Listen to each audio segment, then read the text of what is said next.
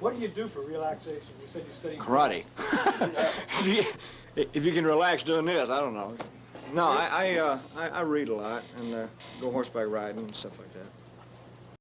He was just hanging around the house, so he would go to the swimming pool. I'd go set the pool up for him so he could lay out by the pool.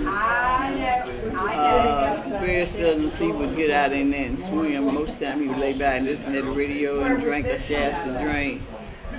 And sometimes he'd ride the horses around the place. Or sometimes he'd ride the motorcycles around the place.